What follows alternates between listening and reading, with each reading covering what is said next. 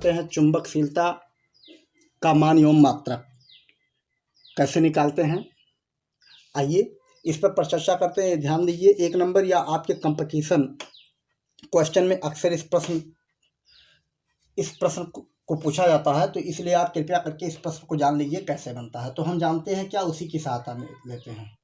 आपको पता होना चाहिए, वी नो दैट वायो एंड सावर्ट लॉ के अकॉर्डिंग V इक्वल आपका होता है, ध्यान आ रहा होगा, V इक्वल होता है आपका, सोचिए क्या होता है, V इक्वल होता है आपका μ0/4 pi into I delta L sine theta upon R square. ये फार्मूला हम इसके पहले वाले वीडियो में मेंशन कर चुके हैं। यहाँ देखिए डिफरेंशिएशन फार्म में भी हम इस चीज़ को यहाँ डेल्टा से भी निरूपित करिए इसको, या इस फार्म में भी आप लिख सकते हो डिफरेंशिएशन फार्म में, dV इक्वल μ0/4 पाई IDL sign theta upon R square. चूँकि इंटरमीडिएट में आप पढ़ रहे हो इसलिए डिफरेंशिएशन फार्म ज़्यादा इस्तेमाल किया जाता है। सूक्ष्म लंबाई के लिए बात करेंगे तो सूक्ष्म चुंबकीय क्षेत्र उत्पन्न होगा। तो आपको μ0 की वैल्यू निकालनी है, μ0 की वैल्यू निकालनी है और μ0 का क्या निकालना है, मात्रक। तो ध्यान दीजिए, μ0 का वैल्यू और मात्रक हम निकालते हैं। जैसा कि आपको पता है, सबसे पहले हम निकालते हैं मान, μ0 का मान क्या होता है। μ0 का मान कितना होता है हमने पहले ही बता रखा है, हमें ज्ञात है, क्या ज्ञात है, μ0/4 पाई इक्वल होता है आपका 10⁻⁻7। तो μ0 इक्वल क्या हो जाएगा, 4 पाई इंटू 10⁻⁻7। μ0 की वैल्यू आपको पता चल गया, ठीक। μ0 की वैल्यू जो होती है 4 पाई इंटू 10⁻⁷। इस पर ये तो आपको पता चल गया, परंतु अब आपको ज्ञात करना है क्या, मात्रक। क्या ज्ञात करना है, मात्रक। मात्रक ज्ञात करने के लिए और बीमा ज्ञात करने के लिए आपको क्या करना पड़ेगा, μ0 को यहाँ से क्या करना पड़ेगा, आपको ट्रांसपोज करना पड़ेगा, क्योंकि μ0 अभी क्या है, परतंत्र है। तो इसको क्या करते हैं हम, आप सभी लोग मिलकर स्वतंत्र करते हैं। तो स्वतंत्र करेंगे तो ट्रांसपोज करेंगे, तो μ0 इक्वल हो जाएगा आपका 4 पाई R स्क्वायर अपान, देखिए क्रॉस मल्टीप्लिकेशन कर लेगा, जितना हर इसके हैं क्रॉस मल्टीप्लिकेशन करेगा, और ये जो इसके अंश हैं नीचे क्या करेगा, जाकर डिनोमिनेटर में कन्वर्ट हो जाएगा, IDL साइन थीटा। कुछ बात समझ में आ गया होगा आपके। अब यहाँ μ0 का हम क्या निकालते हैं, मात्रक सबसे पहले निकालते हैं। तो मात्रक आइए निकालते हैं। तो मात्रक पर अगर विचार करें तो अब सूत्र आपका बनकर तैयार है, कोई समस्या वाली बात नहीं है। 4 का कोई मात्रक नहीं होगा, पाई का कोई मात्रक नहीं होगा, R स्क्वायर क्या है, एक तरह से लेंथ है, और लेंथ का मात्रक क्या होता है शिवांगी, सोचकर बताइए शिवांगी गौतम, क्या होता है, मीटर स्क्वायर। बहुत अच्छे। डिवाइड बाई आई क्या है यहाँ पर, सोचकर बताइए, आई क्या है यहाँ पर, आई का मात्रक क्या होगा, आदर्श, आई मीन्स धारा, और धारा का मात्रक एम्पेयर, क्या होता है, एम्पेयर होता है, ठीक, ये भी आपको पता है। अच्छा, डीएल क्या है, एक तरह से यहाँ डीएल को बहुत अच्छे तरह से सोचिएगा, डी यहाँ पर सूक्ष्म लंबाई का भाव है। डीएल का अर्थ जो लिया जाता है, क्या लिया जाएगा, सूक्ष्म लंबाई। डिफरेंशिएशन फार्म में हम बात करते हैं सूक्ष्म लंबाई। तो डीएल का इसका मतलब एक तरह से लंबाई है। तो लंबाई का मात्रक क्या होता है, सोचकर बताइए जरा। बहुत बढ़िया, दृष्टि सोचकर बताओ क्या होगा, डीएल मतलब सूक्ष्म लंबाई, और लंबाई का मात्रक क्या होता है, मीटर। बहुत अच्छे। अच्छा, साइन थीटा का मात्रक क्या होगा, माइंड लगाइए जरा, क्या होगा बच्चों, माइंड लगाओ, उत्तर दो, क्यों, कोई मात्रक बन पाएगा, सोचकर बताइए जरा। अच्छा, उस पर हम विचार करने से पहले एक जगह और काम करना होगा, सोचकर बताइए क्या सही ट्रांसपोज किया गया है विकास। हाँ, बिल्कुल नहीं। क्यों नहीं किया गया है, क्योंकि हम डीबी को क्या किए, छोड़ दिए। छूट गया कि नहीं छूट गया, देखिए यहाँ डीबी भी लिखा जाना चाहिए था, ठीक। अब यहाँ पर आप मेंशन करिए डीबी क्या है, इसको पहले मेंशन कर लीजिए, तब साइन थीटा पर हम चलते हैं।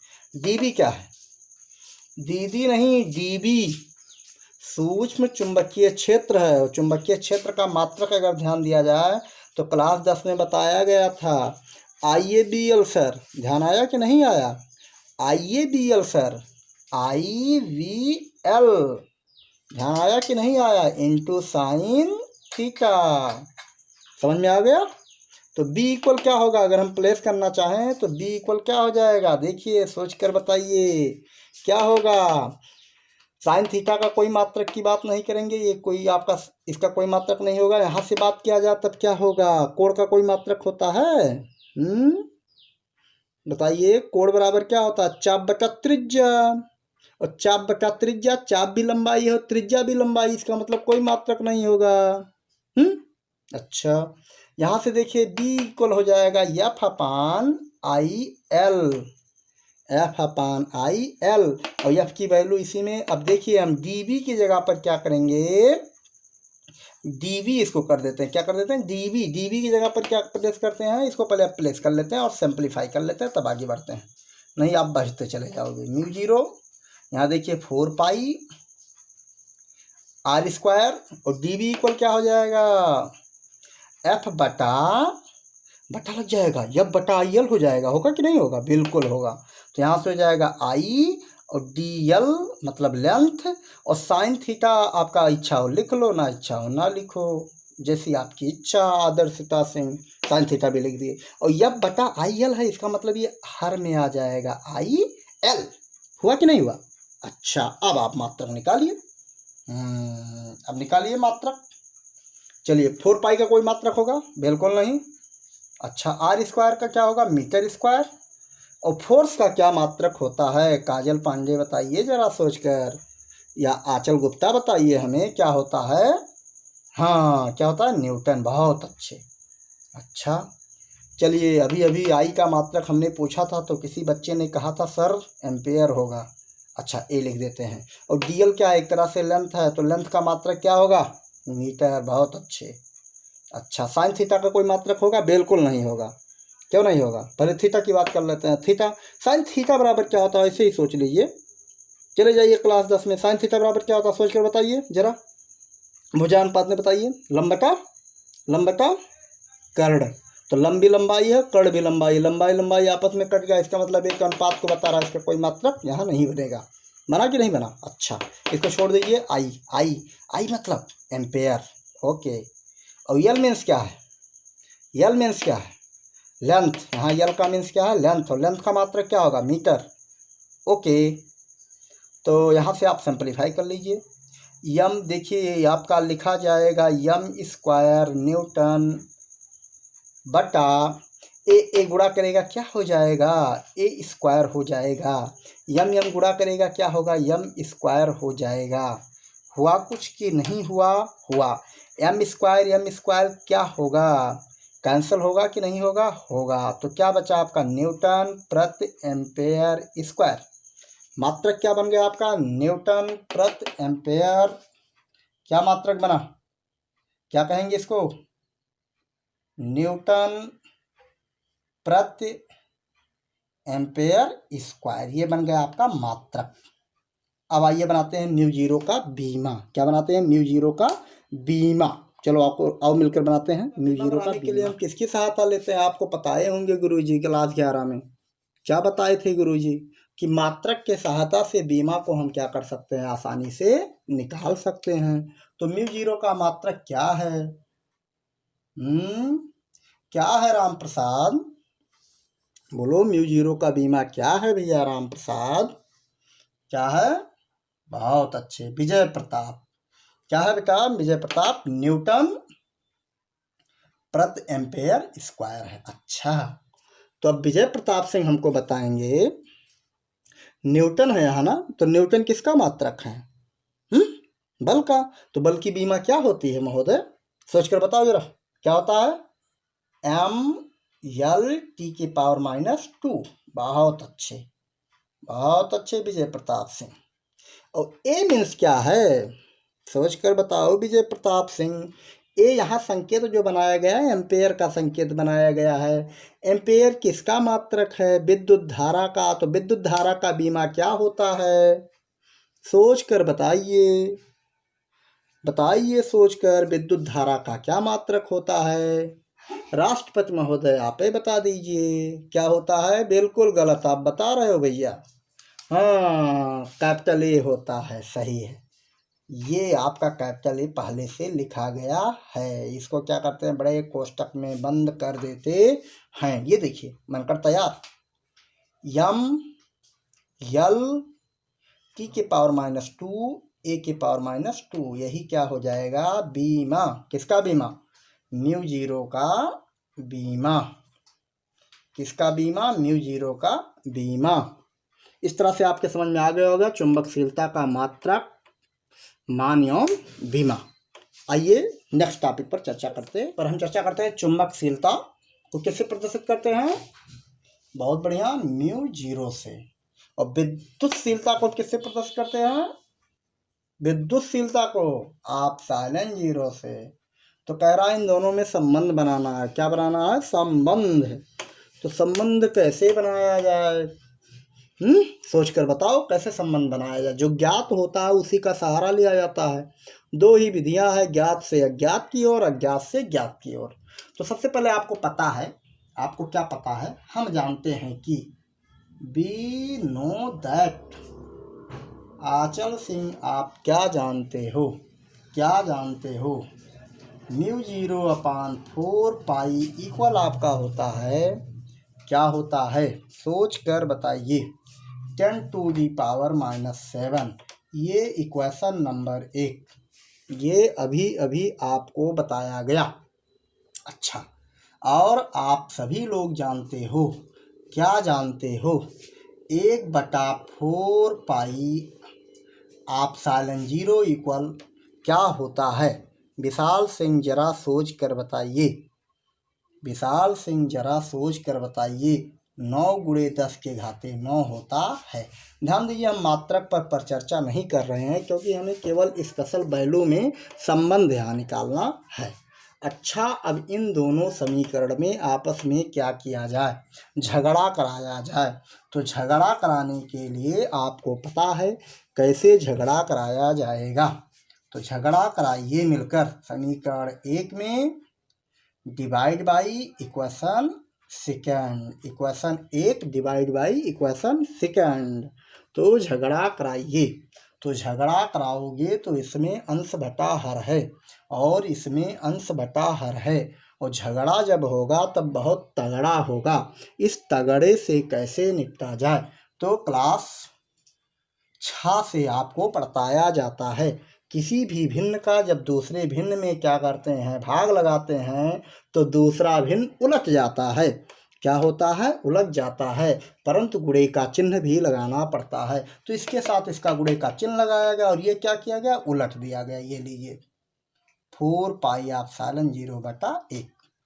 आगे बढ़ेंगे, फिर बराबर का चिन्ह लगाएंगे। इसमें अंश बटा हर नहीं है, इसमें अंश बटा हर नहीं है, तब आपको कोई तकलीफ नहीं होनी चाहिए। अब इस स्थिति से निपटना बहुत आसान है। तो हम क्या करते हैं प्यारे लाल, 10⁻⁻7 में हम भाग लगा देते हैं 9 × 10⁻9 से। कुछ बात समझ में आया कि नहीं आया प्यारे लाल। अच्छा, अगर यहाँ ध्यान से देखा जाए तो 4 चौपटा नाश, 4 पाई आपस में क्या हो जाएंगे। तो आपका बचेगा क्या, म्यू जीरो इंटू आप साइलेंट जीरो बराबर हो जाएगा। अगर इसको आप नीचे ले चलो महोदय तो आपके सामने और रास्ता सरल हो जाएगा। इसको नीचे ले जाने पर इसका घात 10⁻⁻7 है। जब इसको नीचे ले जाओगे महोदय तब ये क्या हो जाएगा, 9 × 10⁻9 तो अपने रहेगा ही और ये आएगा तो ये पॉजिटिव हो जाएगा। इसका मतलब 10⁻7। अब यहाँ से रास्ता बहुत आसान हो गया। आदित्य वर्मा, शायद बात समझ में आ रही होगी आपको। म्यू जीरो आप साइलेंट जीरो इक्वल हो गया 1/9 × 10⁻9 में 7 जोड़ दिया जाएगा। क्यों जोड़ दिया जाएगा, सोच कर जरा बताइए। क्योंकि यहाँ पर आधार समान होने पर किसी भी घात, अगर आपके यहाँ समान और आधार समान हो तो गुणा करने पर घात क्या होते हैं, जुड़ जाते हैं। तो 9 7 कितना होता है, 16 होता है। इतना तो आपके बात समझ में आ गया होगा। अच्छा, यहाँ से थोड़ा और अगर विचार किया जाए तो और आसान सरल रास्ता को और सरल किया जा सकता है। म्यू जीरो एप्सिलॉन जीरो बराबर हो जाएगा 1/कृष्णांत। इसको हम क्या लिख सकते हैं, जरा सोचकर बताइए। आपके बाबा और आपके पिताजी आपके लिए बहुत परेशान रहते हैं, परंतु आप पढ़ाई नहीं करते हो। 9 × 10 के घाते 16 को कुछ ऐसा संकेत बनाया जाए जो हम दैनिक लाइफ में बहुत पढ़ते हैं। तो सोचिए कृष्णांत सी बराबर होता है 3 × 10 के घाते क्या, 3 × 10 के घाते क्या 8 मीटर प्रति सेकंड होता है कि नहीं होता है। प्रकाश की चाल मिला, कुछ दिमाग लगा दीजिए तो इसको लिख सकते हैं क्या, 3 त्रिका 9, 3 × 10 के घाते 8 के पावर 2। इस प्रकार से कुछ माइंड काम किया होगा, काम किया कि नहीं काम किया। इसका मतलब 3 × 10 के घाते 8 क्या है, प्रकाश की चाल है। तो इसको हम लिख सकते हैं म्यू जीरो एप्सिलॉन जीरो बराबर 1/c²। लिख सकते हैं कि नहीं लिख सकते हैं महोदय? अच्छा, लिख सकते हैं। तो संबंध का सूत्र बनकर क्या हुआ, तैयार हुआ कि नहीं हुआ? अच्छा, इसको आप चाहें तो आप दूसरे प्रकार से भी लिख सकते हैं। इसको अगर लिखने की आपको तत्परता है तो आप इस प्रकार से भी लिख सकते हो। किस प्रकार से लिखेंगे इसको आप देख लीजिए, हम लिखकर आपको बताते हैं। इसको यहाँ पहुँचा देते हैं तो c² बराबर 1/म्यू जीरो एप्सिलॉन जीरो, या फिर c बराबर हम कह सकते हैं 1/√म्यू जीरो एप्सिलॉन जीरो। ये ध्यान दीजिए, ये आपका ये बहुत महत्वपूर्ण संबंध का सूत्र आया है। c बराबर हो गया 1/√म्यू जीरो एप्सिलॉन जीरो। इसको हम सभी लोग मिलकर क्या कह सकते हैं, आइए मिलकर कहने का प्रयास करते हैं। इस प्रकार इसको हम कथनात्मक अगर कहना चाहें तो प्रकाश की चाल जो होती है, चुंबक की चुंबकशीलता व वैद्युतशीलता के गुणनफल के वर्गमूल के व्युत्क्रम के क्या होता है, बराबर होता है। यहाँ से हम कह सकते हैं प्रकाश की चाल क्या, चाल किसके बराबर होता है, चुंबकशीलता एवं वैद्युतशीलता के गुणनफल